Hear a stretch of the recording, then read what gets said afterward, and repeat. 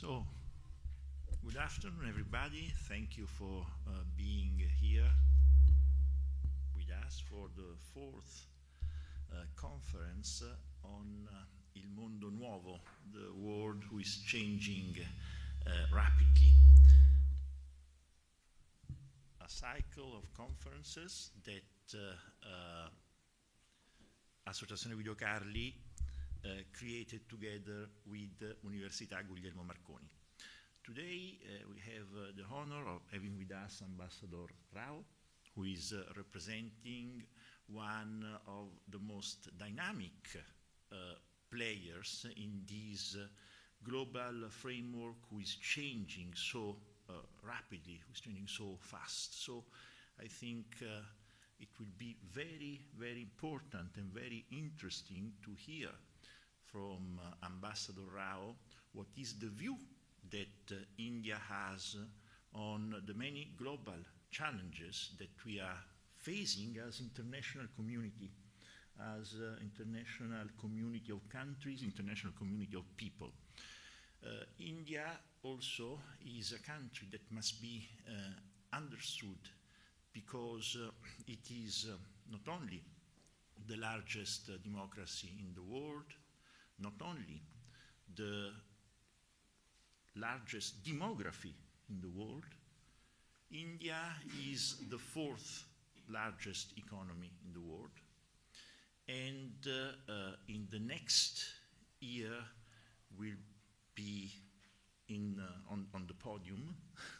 so it's really a country who is playing an important role in this changing. The technological achievements that India made over the last years are impressive. You will see some impressive figures that Ambassador Rao will share with us. So I'm very, very pleased to have such an important country after Germany, France, Japan, because I think if we want to understand the direction the world is going, we cannot avoid to consider India. So thank you very much.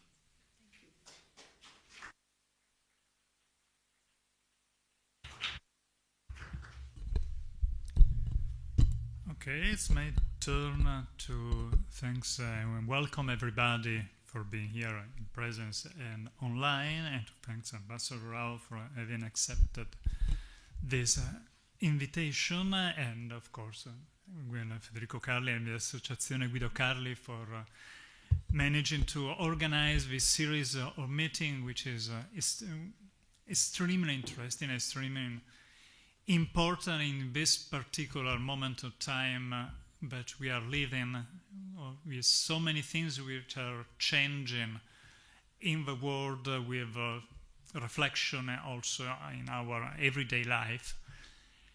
And as I want to say, I said many times, if you would like to somehow govern the way the world is changing, the direction we are going, we need to understand what is going on. And I think this meeting with Ambassador of India is particularly important for two reasons. One which is personal and one which is, let's say, more public. Well, the personal reason is that I love India.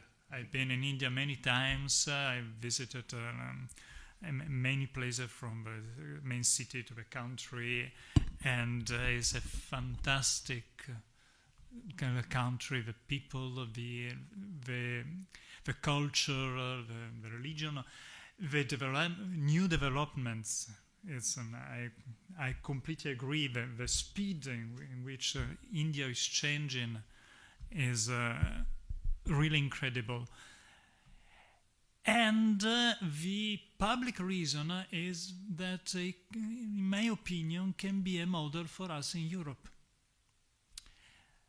I mean, you have, 100 different languages, at least. I don't know how many different characters, way of writing is not just the language. the religions are very different, and yet you are together. With all of course, any particular region has its own particular culture, preference, and so on, but everybody feels as part of India. And with all the difficulties and the difficult decisions sometimes. Once I arrived in India, exactly the day that the President Modi decided to retire the banknotes. Oh, I remember that. Yes, there are 3 interesting days. Yes. But somehow it was accepted. Well, here in Europe we have many languages, but not as many as in India. The religion, yes, we have differences, but it's essentially the same. The basics are the same. The culture is closer. Yes, going from the south of Italy to the north of Finland is different, but it's not as different as going from Kashmir to the very south of India.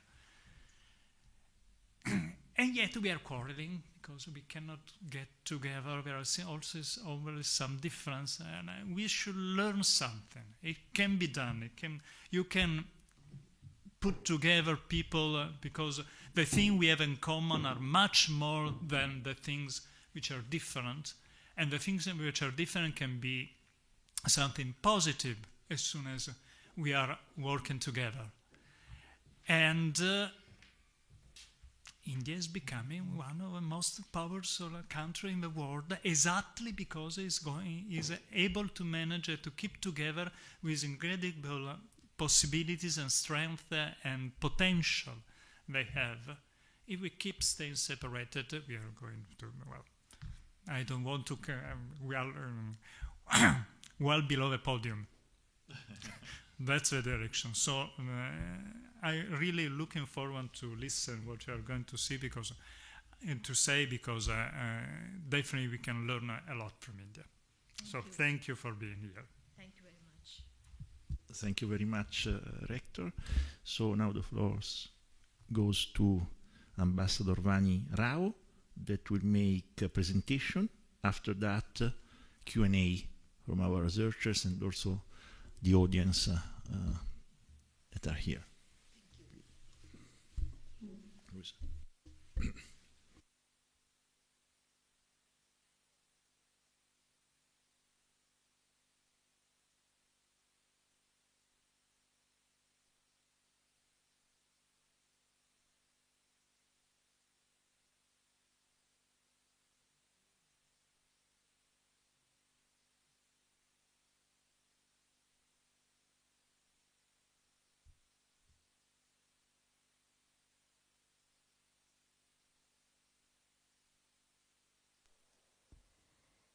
I'm really delighted to be here today and to speak to you directly, both the students and the very distinguished faculty.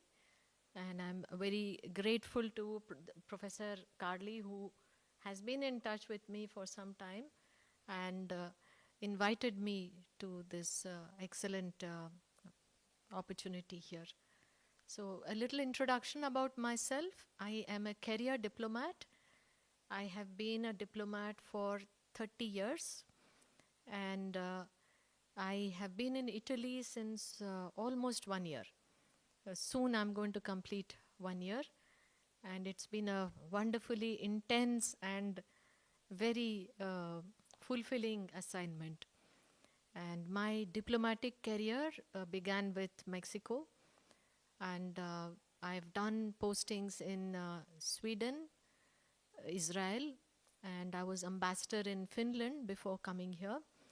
And in between, I have done several deployments in headquarters, looking at various issues.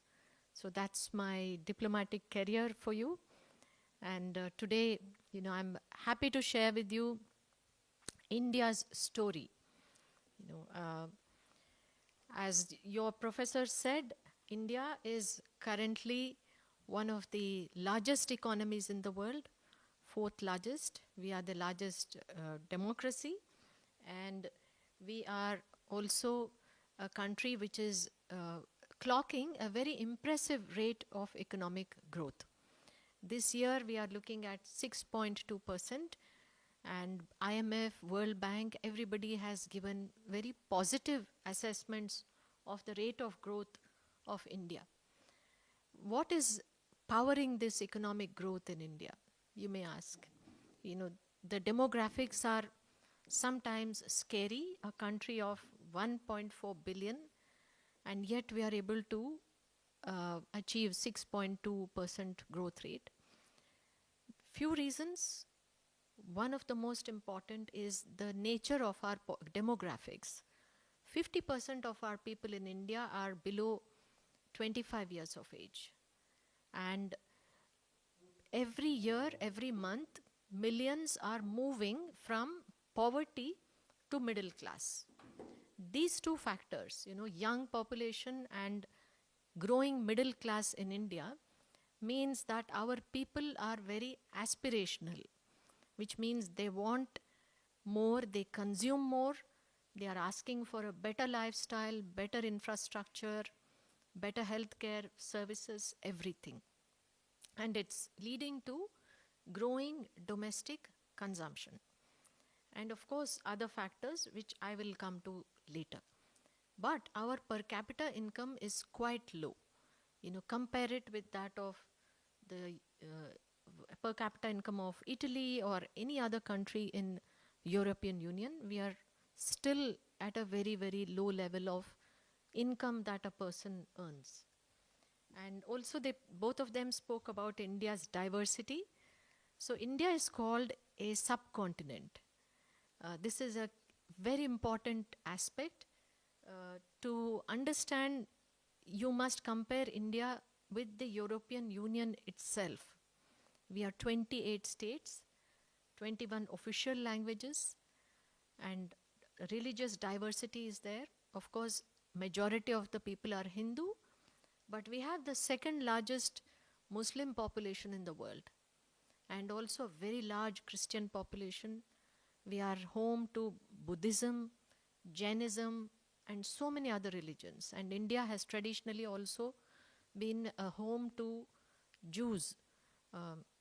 Several centuries ago, Jews from all over the world came to India to live there. They were welcomed, they lived there, and no persecution. So we are a country where diversity is a key factor. And again, that means diversity of languages, culture, religion, and cuisine also. Films, everything is very, very diverse. Our government is working towards something called Viksit Bharat. It's a Hindi word. Bharat means India. Viksit means developed. So India became independent in 1947. And we are looking at 100 years of independence by 2047. So this is basically our Prime Minister's vision, that by the time India is 100, how should India be? And he has given this plan, direction to the rest of the government. And now all of us, including the diplomatic missions, we are guided by these goals. And in 2047, this is what India will look like. That many people, big economy. Right now we are 4.7 trillion economy, still very small in terms of major economies. And we are hoping to improve our per capita income significantly by then. And the rest of the indicators, we want to have our people enjoy a better standard of living, better healthcare, education, infrastructure, everything. This is the guiding document and vision which is driving the economic policies also. And that I will show you next. These are the priorities that India is pursuing in terms of growth and transition to 2047. And what are these? Employment generation. Because we have a very young population, we have to create jobs. I will speak in detail about these in the next slides, but energy transition, because we are still dependent mostly on fossil fuels. So that is the second. Manufacturing, because our manufacturing industry is very small. It contributes a very small percentage to our GDP, and we import a lot of items. Right now it is oil and electronics that are our biggest imports.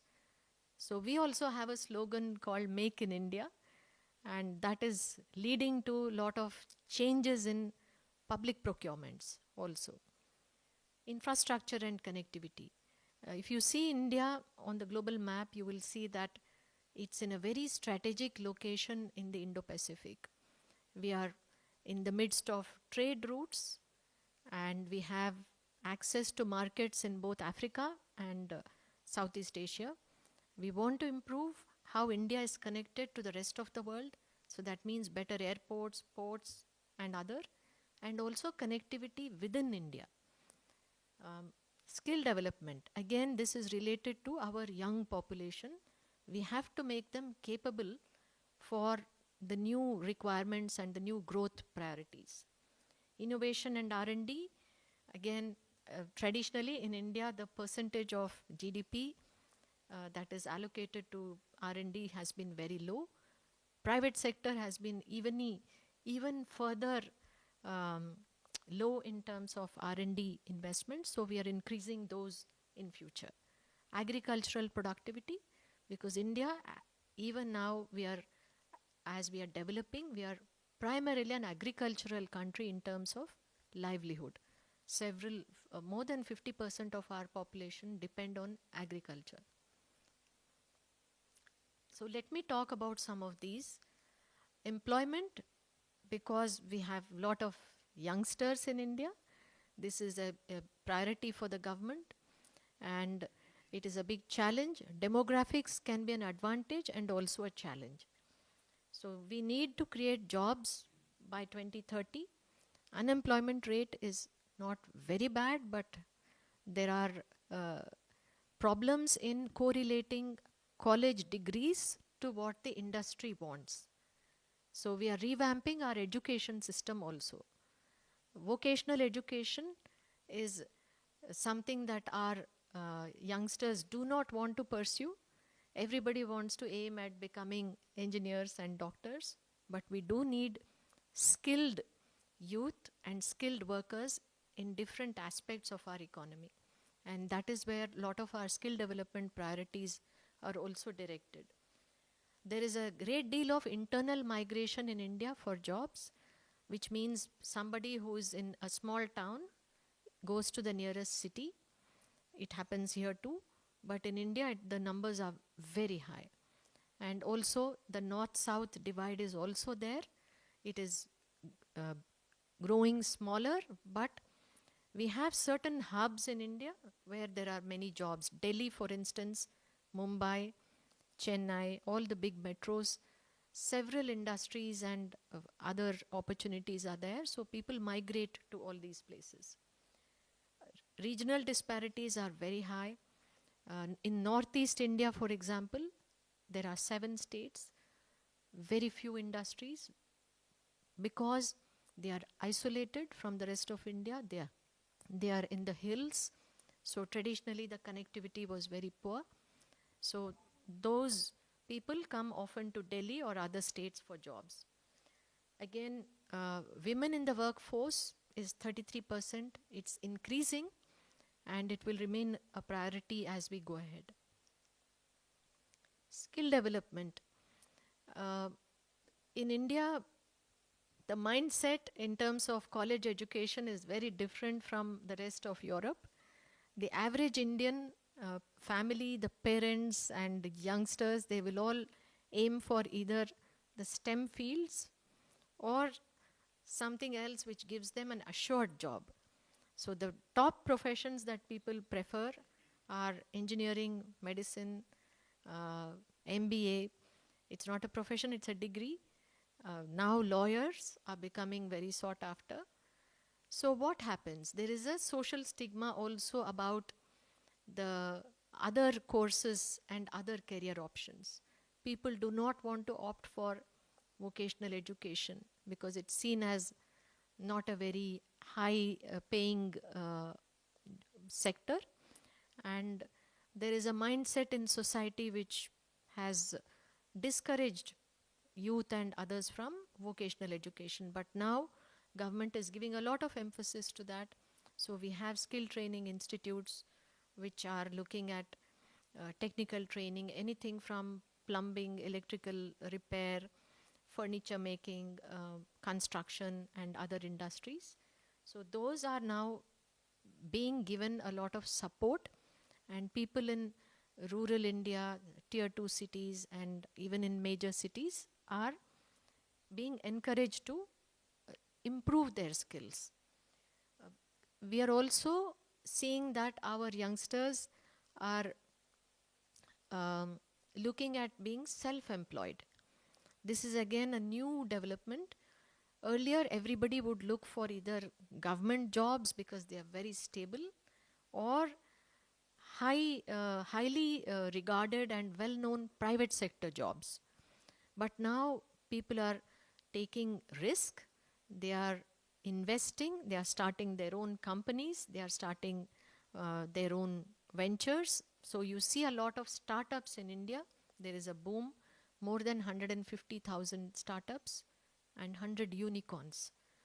And the government is actively supporting this startup culture with incentives, grants, encouraging youngsters to be independent. Digital gap is again something that's critical. I think you all will agree that as we go forward, new skills such as and new verticals such as AI, machine learning, cyber, these are going to make a huge difference in how industry becomes competitive and how the economies become competitive. So this is receiving a big priority also. There are universities and others starting courses on all these digital domains.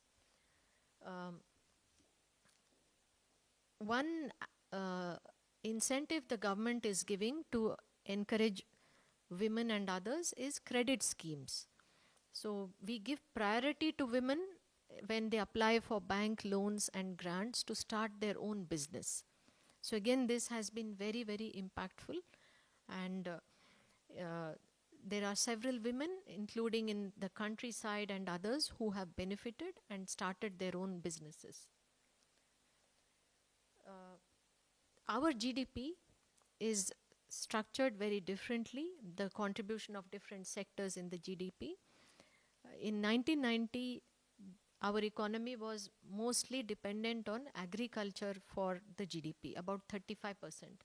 But after 1990, the services sector in India was contributing more to the GDP, and agriculture sector's share has come down, and manufacturing is gradually increasing. A few years ago, it was 17 to 18%, now it is 25%. The government is giving a big push, mainly because we want to create jobs. And where do the jobs come from? You cannot have more jobs created in the services sector, because in the services sector, their organizations are lean and they are either flat hierarchies or very few people.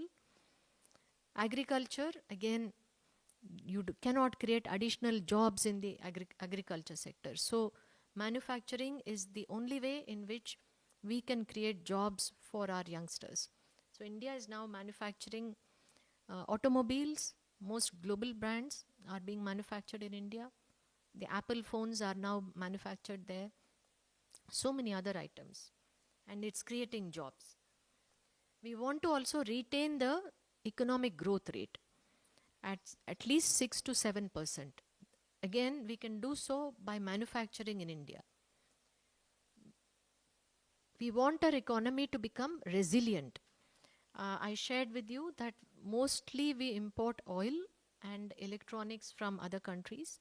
So our forex, the way it is structured, we pay a lot for these two items, and we are making a very conscious push towards manufacturing electronics in India, the hardware, laptops and so many other items. We want to also become self-reliant.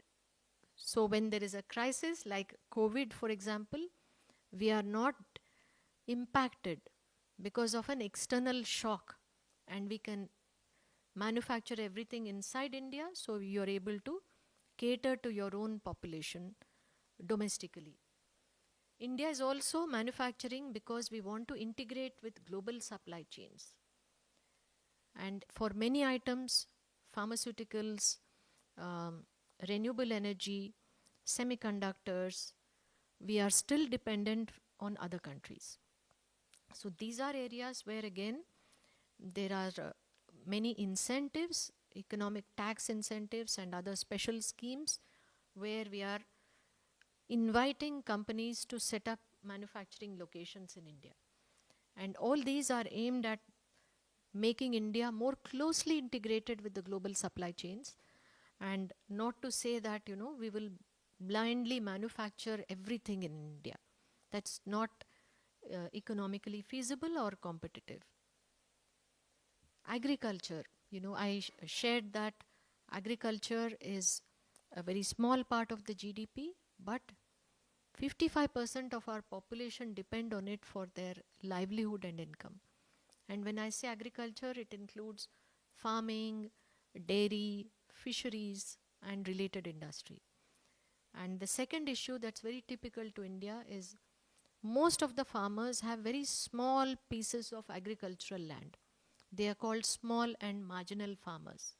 So they are completely dependent on the income they get from the land.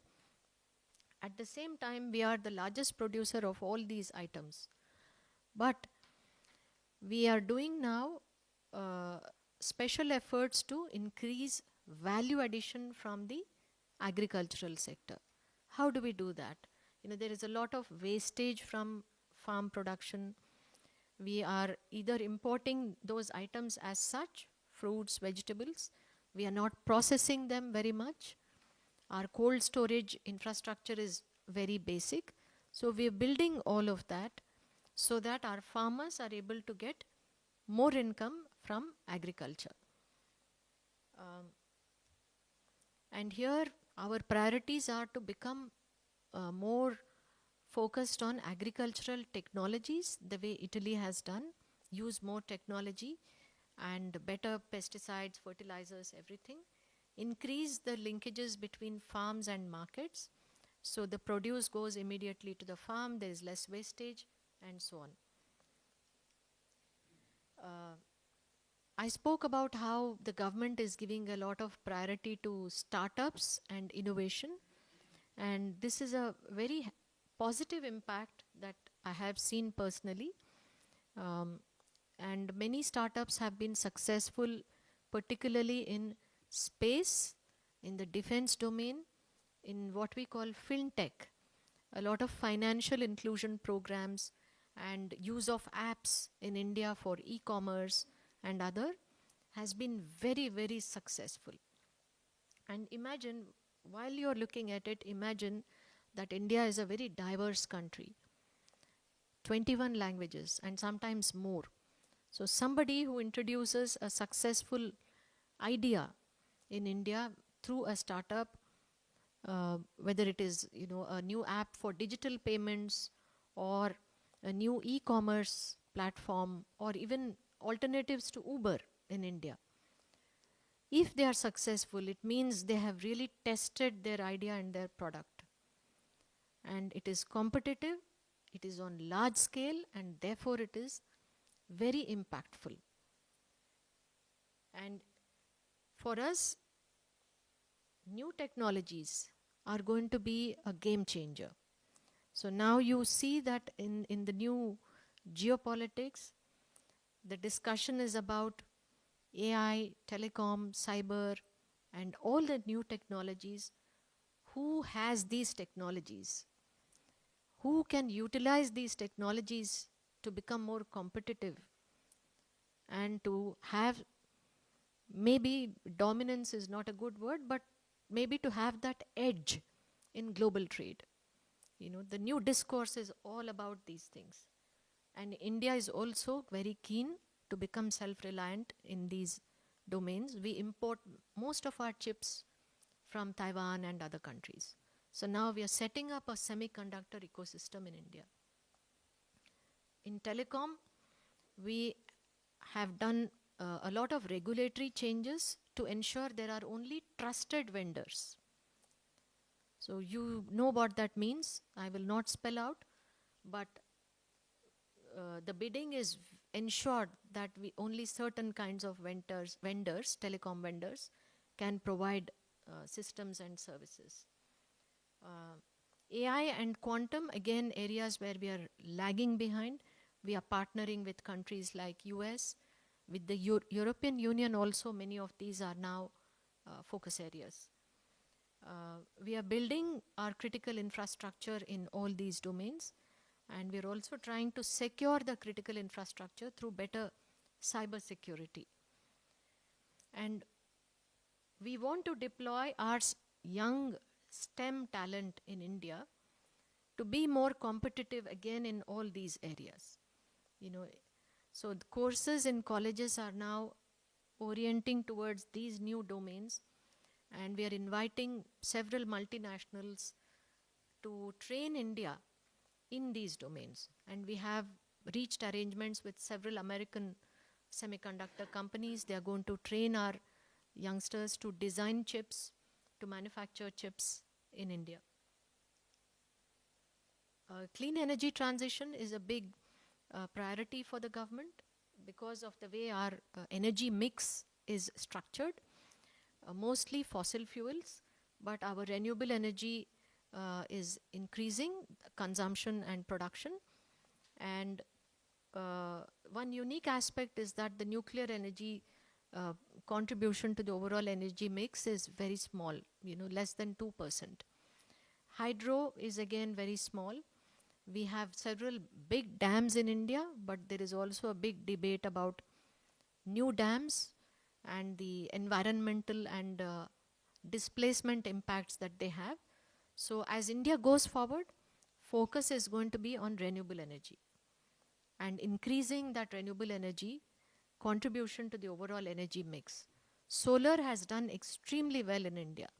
The cost of solar energy has come down very significantly, and going forward we'll be looking at green hydrogen, biofuels, and other areas.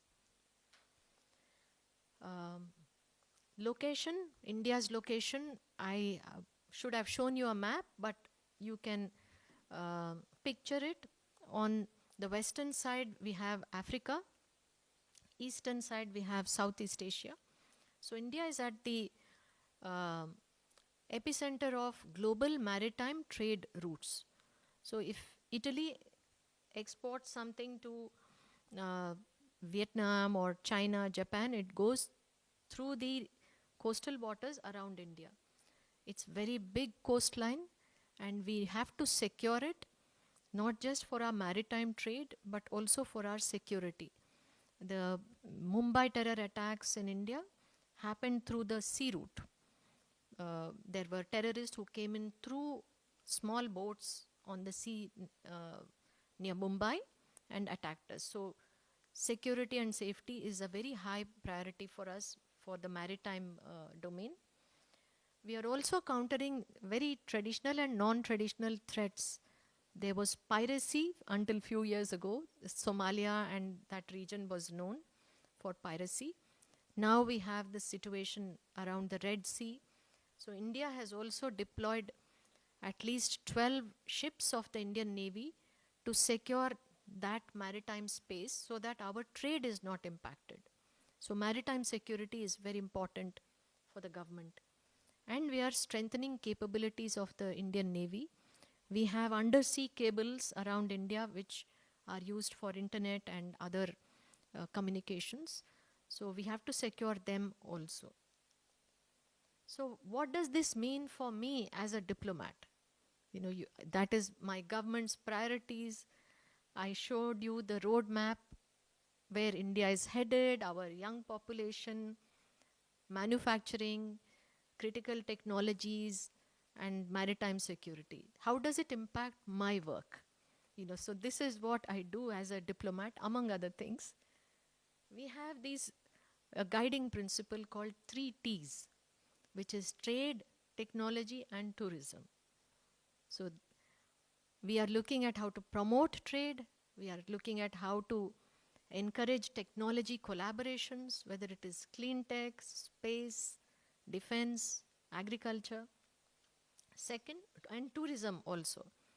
India did not recover so well from COVID as Italy did. There has been a dip in tourism, so we are trying to bring the numbers up. Domestic tourism has picked up significantly. We are looking for new markets for our products and technologies, and the focus is on Africa, Latin America, and also Central Asia and other markets to help our companies enter these new markets. We are also trying to increase India's exports and diversifying imports and trade partners. This is important. For example, in areas like defense, we had some traditional defense partners. And now we are trying to either diversify, which means to look for new countries from where we export from, or to manufacture these items in India itself. That is again to become less dependent on other countries and also to create jobs at home. Facilitate entry of global companies in India. Again, that's something that I have to do here. Not that my pitch to a company will make a huge difference, but it's my job to tell them that these are the opportunities in India, these are the incentives, these are the policies, so please come to India. And when a company is interested, then we help them. So that's a lot of my focus here. Food and energy security. For a country that has 1.4 billion people, and for a country which has to maintain 6.27% of economic growth, we need to have dependent sources of energy, which means even oil for that matter.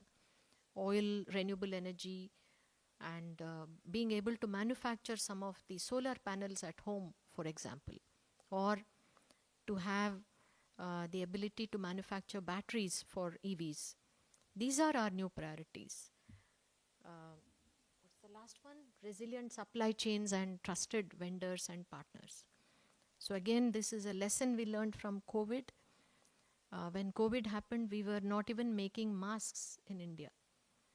And all other items, oxygen cylinders, everything had to be imported. So that was a very good lesson for us. Now we are manufacturing everything at home so that, God forbid, if there is another pandemic, we have the ability to handle that. At least we can take care of our own people. So similarly, in other domains as well. Telecom, we manufacture now in India, and other domains. So this is, my job as a diplomat. I'll end here. I think I spoke too much. I'll be very happy to take questions, not only on the issues I spoke about, but anything else you want to know about, diplomats, Indian diplomats, women diplomats. I would be very happy to share. Thank you.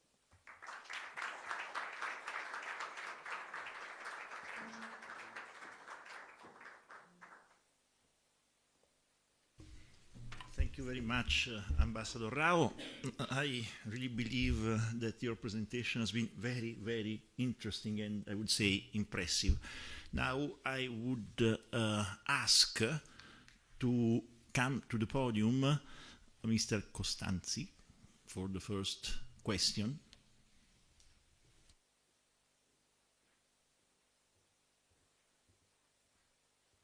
Hi, good evening. Thank you for the great intervent. I'm wondering, what are the main opportunities for economic collaboration between Italy and India in the coming years? And which sector do you consider the most promising for the Italian investor?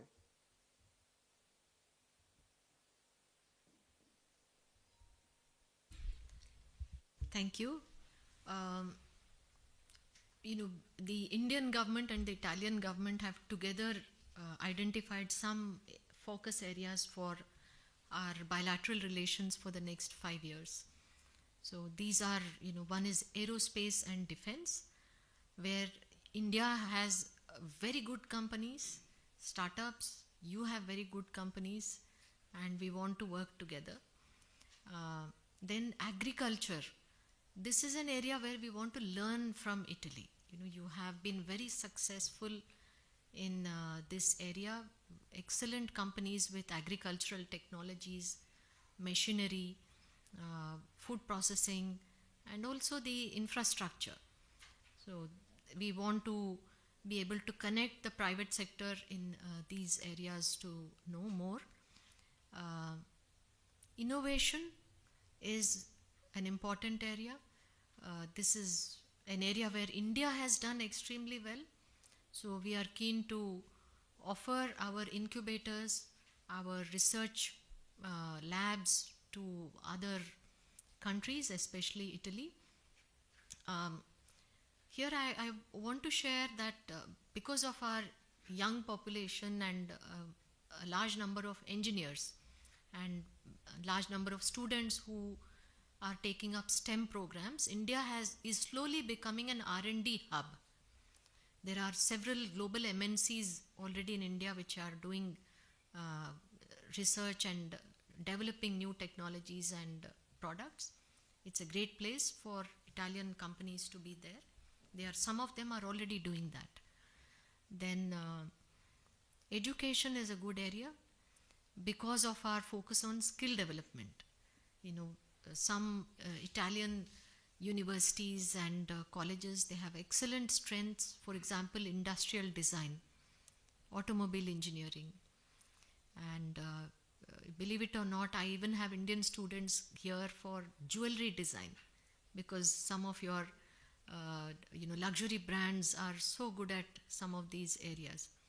So we are looking at connecting universities, Indian and Italian universities. So there are student exchanges, there are faculty exchanges, there are research programs.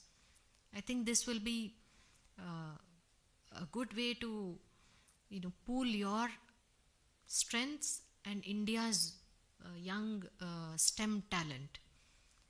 Broadly, I think these are the priority areas. Of course, as a diplomat, I also do a lot of cultural diplomacy and others, but this is what I'm looking at. The most promising of these, I would say, is agri-tech, because this is an area where India has very large requirements, and your companies are so capable, so it's going to be mutually valuable and impactful.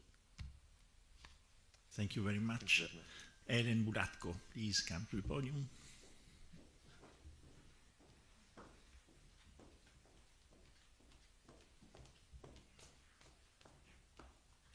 Thank you very much for this opportunity.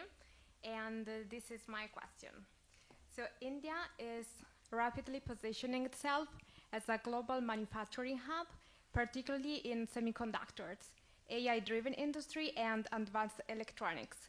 With the recent geopolitical shift and global push for supply chain diversification, what are the biggest challenges India is facing in competing with China, Taiwan, and Southeast Asia in these high-tech sectors? Okay. So we are, thank you for that question. We are at the, what I would say, tier 1 of this ecosystem of critical technologies, AI, semiconductors, and other. We have tied up with some companies for setting up operations in India.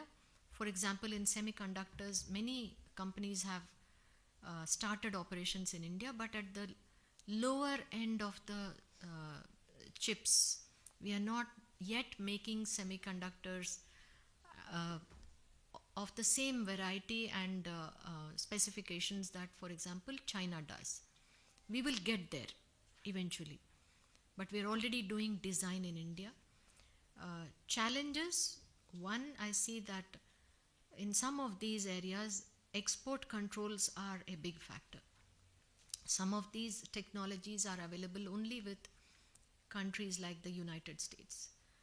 And we have to face their export control regime, which means a lot of approvals before we get access to these technologies. And in quantum, for example, some of the equipment is extremely expensive.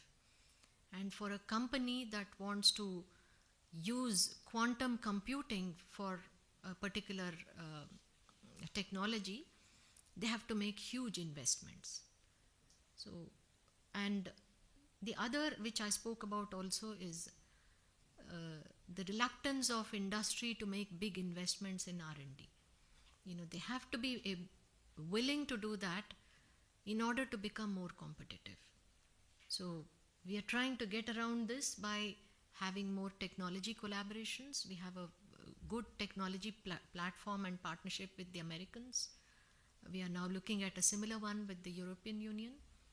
So partnerships are one way, but these are the challenges. Thank you, Ambassador. Emanuele Solito.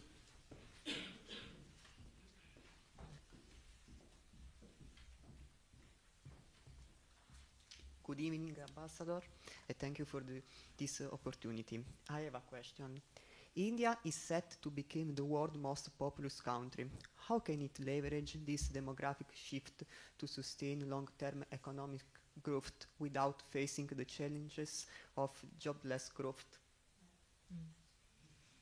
Yeah, so I spoke a little about that in the presentation.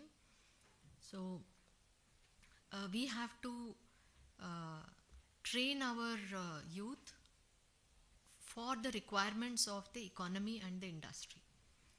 So how is the industry transforming currently? There is a lot of automation. There is an emphasis on digital technologies. There is a shift from cash-based economy to cashless. So consumer mindset and habits, consumption, everything is changing. So keeping that in mind, we really need to change the way our education system is structured, our curriculum is structured, and train our youngsters in colleges so that when they graduate, they have the skills to be employed directly in an industry or in a company. That is our biggest challenge. And the second challenge we are facing in India is not lack of jobs. It is abundance of youth, and therefore, sometimes the companies do not offer good salaries because there is a lot of workforce available, and we see that people are shifting from one company to the other only because the salary is better. So that work attrition rate is very high. So these two challenges, and also language is somewhere, a factor also. Many of us study in English, but there are quite a few in India who don't study in English. So that's a handicap.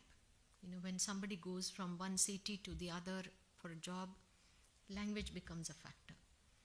So now, because we are using digital technologies and AI, several big tech MNCs like Google and others, they are developing models and platforms which everybody can use so that they are language agnostic.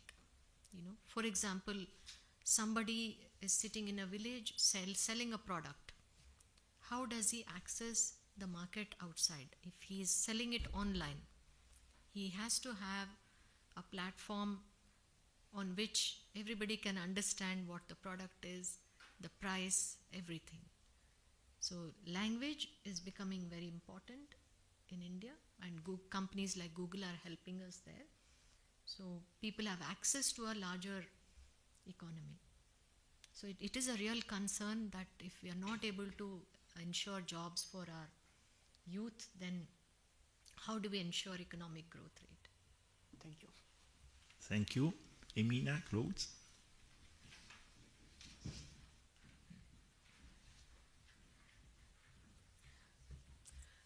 Good evening, Ambassador, and good evening to everyone. So, in recent years, India has strengthened its self-reliance strategy under Atmanirbhar Bharat, while also seeking stronger global trade partnership. So, my question is, how do you see this policy evolving in the current economic landscape, and what new opportunities does it create for collaboration with Italy and also in EU?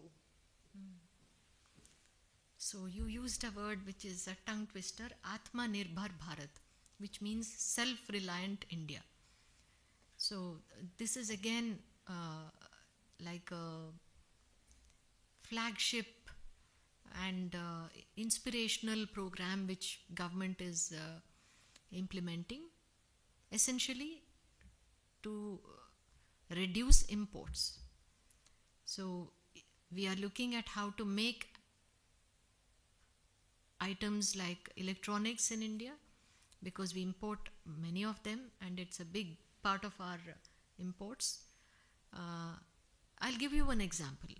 In the defense sector, we used to import many items from outside. Then the Ministry of Defense reviewed those items and came up with a list saying, why are you importing these 2,000 items? We are manufacturing everything in India.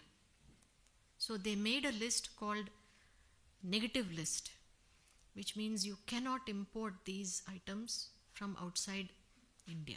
So that led to, within a matter of years, 2-3 years, huge domestic procurement of those items because they were already being manufactured in India. So a lot of the public procurement rules are being changed to favor domestic procurement. We have created a portal called Government E-Marketplace. It's an electronic platform. So all of us, sometimes we think it's a nuisance, but all of us, if I'm a government entity, if I have a tender, it has to be on that portal. You cannot have a tender which is published on a newspaper and invite bids. So again, this electronic procurement system has encouraged many domestic companies to be able to supply. We are looking at very robust trade relations with countries like Italy, because as I said, we cannot make everything at home. So we are very practical about that. We are also negotiating several trade agreements. We have done recently with Australia, with UAE. We have one with ASEAN. Very recently, we have agreed with the European Union to have a FTA, hopefully by the end of this year. And with the United States also a limited trade deal. Not a limited trade deal, sorry, a trade deal. So we are willing to give some tariff concessions to trade partners, but it has to be mutually beneficial. So EU is our largest trade partner. So of course there are concerns about the trade balance and other, but we are addressing that, and there are areas where India will gain from the countries like EU and Italy, and there are some areas where you will gain from us. Thank you. Thank you very much. Alessia Pauletti.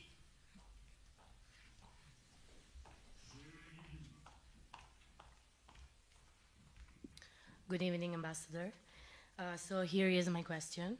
How can synergies in the industrial sector between India and Italy be increased, considering India's growth and US tariffs?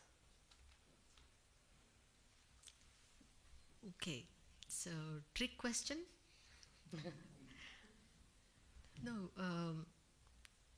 listen, I think we are all trying to understand US approach to tariffs. You know, in the Trump first administration, we faced tariffs on aluminum and steel imports from the US. Right now, we are, as I said, trying to negotiate a trade deal with the US. And it may result in some tariff reductions from their side and some tariff reductions from our side also. So this is one opportunity for Italian companies. Maybe you can look at setting up manufacturing locations in India. So you benefit from some of these FTA arrangements that we have with other countries. You know, I mentioned that we have free trade agreements with countries like UAE and Australia. We are negotiating with EU, UK, and with the United States, hopefully, you know, sometime soon. But irrespective of that, you know, look at India independently, even without the tariff issues. It is a large market. It is a growing economy where the rate of growth is very high, where consumption is very high, and where a company can be very competitive in terms of the cost at which an item is manufactured. Simply because we have abundant workforce, we have a big pool of engineers and English-speaking professionals.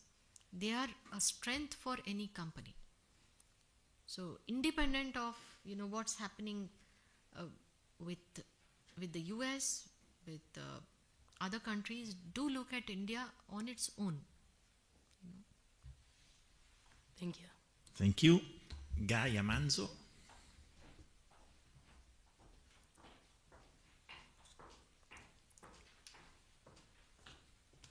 Good evening, Ambassador. So India is making significant investments in infrastructure and digitalization to support its economic growth. In which areas could cooperation with Italy accelerate these developments and create value for both countries? Thank you. So in infrastructure, our focus is on ports, airports, railways, highways, high-speed metros, and logistics, packaging, and related sectors. So these are areas where there is huge transformation happening in India. I mean, those of you who visit India from time to time, if you visit after 2 years, you will see that there are new roads, you know, not just part of the road, but there is a new road. I don't recognize my hometown when I go back after 1 year. You know, things have changed. Some buildings which were in one place, they are knocked out and there is a new flyover there or something else. So government is investing hugely in infrastructure and completing projects also on time. We have new airports in most of the metro cities. We invite, you know, Italian companies to help us in these sectors. You can team up with Indian companies. There are very large Indian companies which do these Indian infrastructure projects. You can bring your capabilities. You know, Italian railways are very good. We are improving our high-speed infrastructure. And ports, you know, companies like Fincantieri are so well known. So these are companies and your capacities that we would like to leverage. So a big area. Logistics, Italy has done extremely well. You are at the hub of trade in the Mediterranean and Africa, Europe. We want to, use the same technologies and expertise to become better. So these are areas where we invite Italian companies. Thank you. Thank you. Flavio Avallone.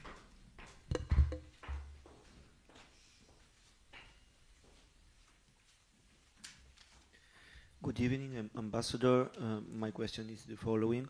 With the global transition towards sustainable energy, what opportunities do you see for Italy and India in the renewable energy and green technology sectors? Are there any bilateral initiatives that could be further strengthened in this field? Thank you. There are few areas, and we have invited Italian companies, especially the ones with clean technologies, biofuels, green hydrogen, energy efficiency, smart mobility. Private sector has a lot of technologies. They can team up with Indian private sector. There are tenders that Indian government awards for some of these major programs. So we see these as huge opportunities, and our startups are also doing very well in some of these areas. So these are mostly opportunities in the private sector, but in terms of the governments, what can we do? Bilateral initiatives. R&D is of course a big area. Right now, storage of energy is a big priority. Batteries for EVs, recycling of batteries. These will require big R&D investments either by government or the private sector. So that these are areas where we can work. Italy and India are part of something called the Global Biofuels Alliance. So again, this is led by governments. If private sector can work together, I think it's a good opportunity. Thank you. Sofia Stefani.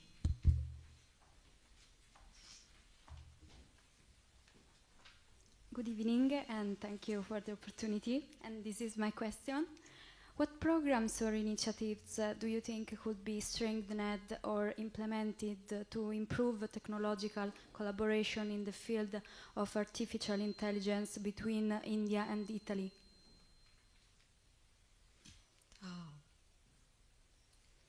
Look, with some of the developed countries, we are discussing either private sector collaboration or government-to-government cooperation. If we talk about governments, I think a lot of discussion is happening about norms, ethics, and how AI is being used or can be used in some of the new domains. For example, concerns about data privacy, fake news, and so many other. So these are discussions that are taking place. I am confident that there is much more we can do. With the European Union also, we are discussing some of these concerns. There are many platforms, private sector-led platforms, the ones in which governments are participating. Industry in India is adopting norms and voluntary standards for AI. So I don't know if, as a developing country and a developed country, we are looking at AI in the same manner.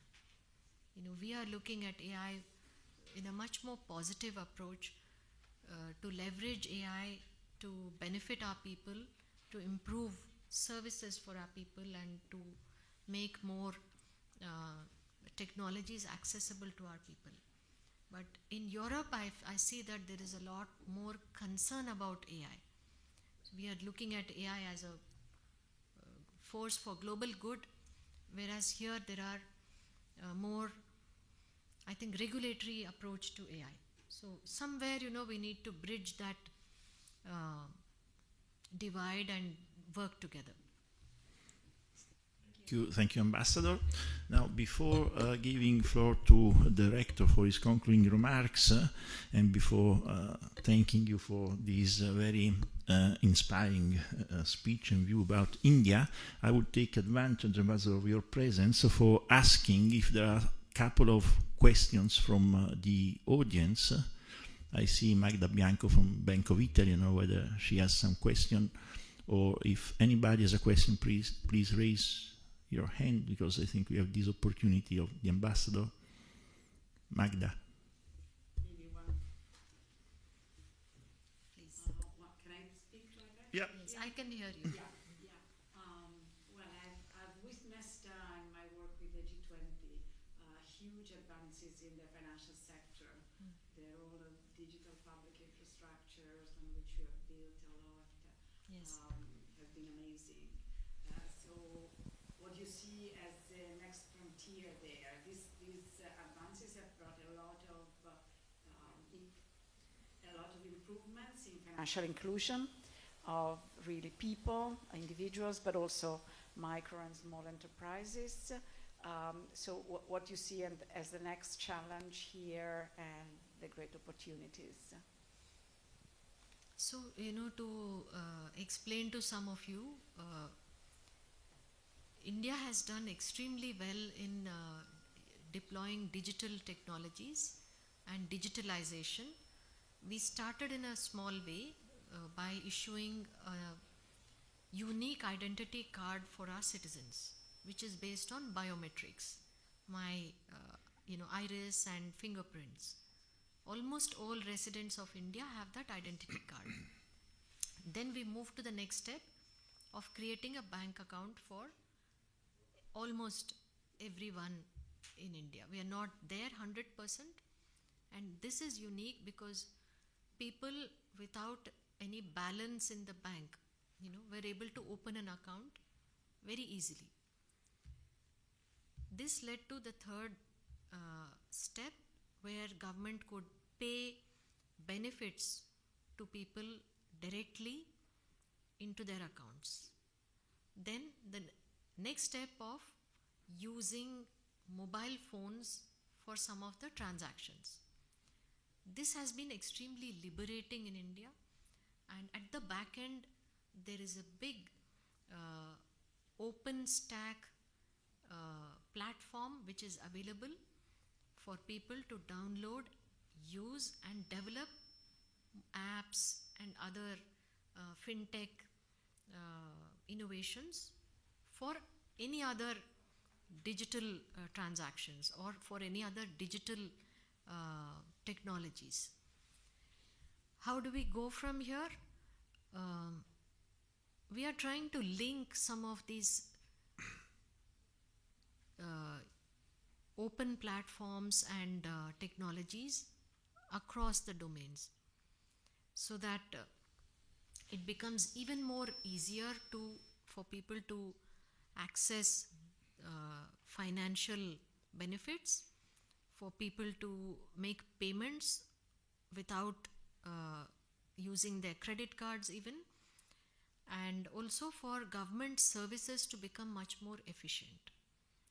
So this is where we are going to move next. Of course, a lot of data is being generated in this whole process. The debate is again about how to secure that data, who has access to the data, regulatory structures, and so on. So we are coming up with some of those. We already have some in place, but India has offered all these to other countries. We are already we have several arrangements with other countries for something called UPI payments, where you can use an app on the phone for cashless payments. So we have done that for the Eiffel Tower in Paris. We have given them our technology. So if you visit the Eiffel Tower, you can use this UPI payments to buy a ticket. So we are sharing, that's something we call digital public goods. And this is what the G20 was about. So That's something that's very unique to India. What we have done well, we want to share with the world, and not use it to become more competitive than the rest of the world. Thank you very much, Ambassador. Thank you very much, Monica. I don't know whether this bank, Elisabetta Fiorentino, has a question, or Professoressa Matarazzo. Please. Yes?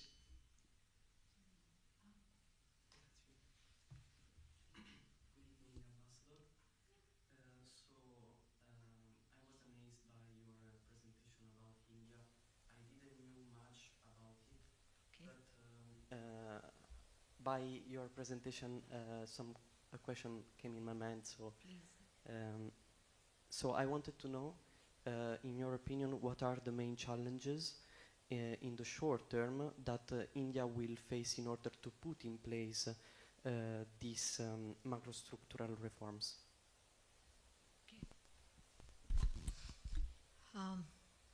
Employment, investments, and also access to technologies. A lot of the improvements in infrastructure and access to critical technologies is going to be very critical for us.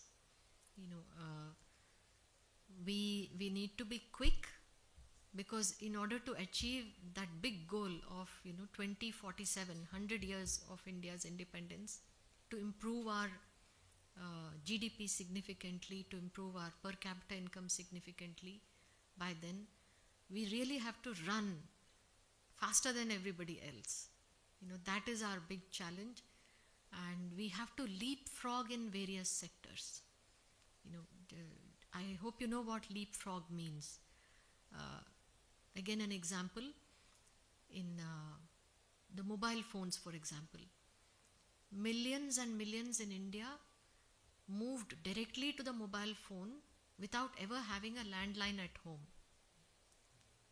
So that's what is called leapfrog. And the second area where we've leapfrogged is the cashless transactions on the mobile.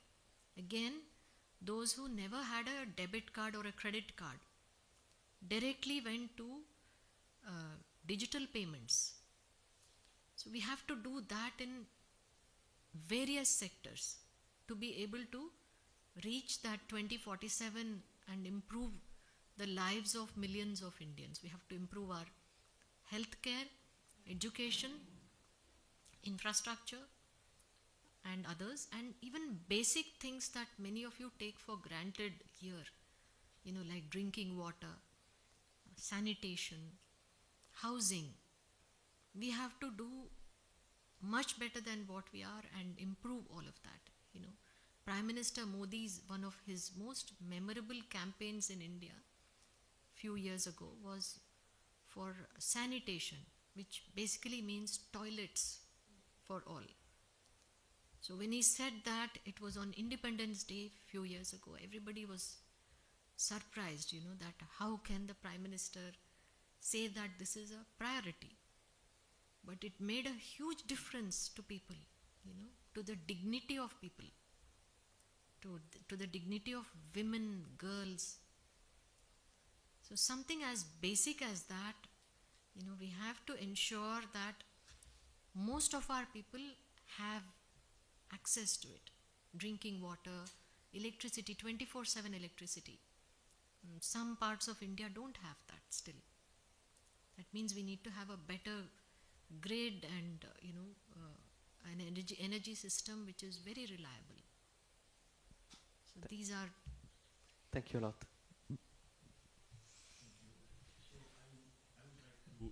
To thank Professor Abate and Guglielmo Marconi University for hosting this very interesting discussion, and to thank particularly the Ambassador Rao for her speech. I mean, as the rector, I've always been an admirer of India, but the figures that you showed to us and are really impressive, and really what makes me think is that it is clear that you as a country have a strategic view regarding your future, regarding your goals, regarding the implementation of the strategy for achieving those goals.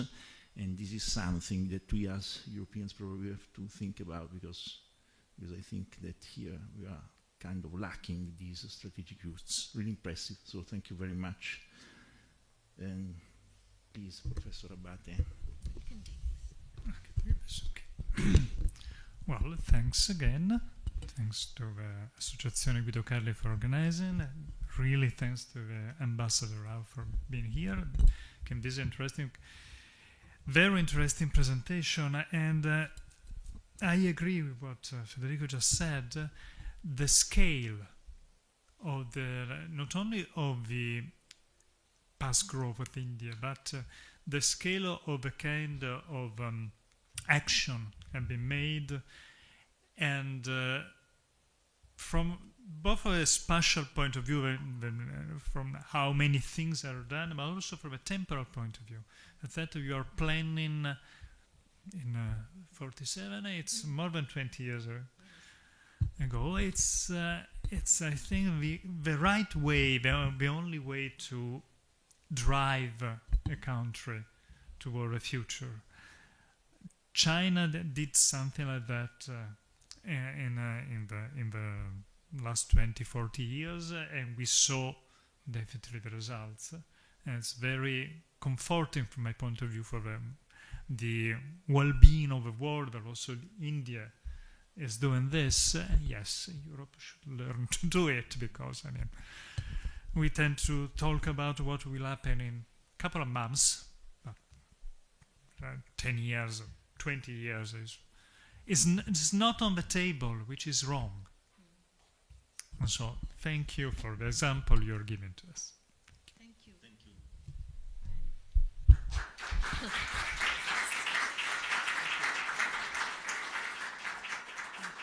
Very honored that the rector stayed with me during this interaction, and I hope that I have given you a little glimpse of India and our aspirations.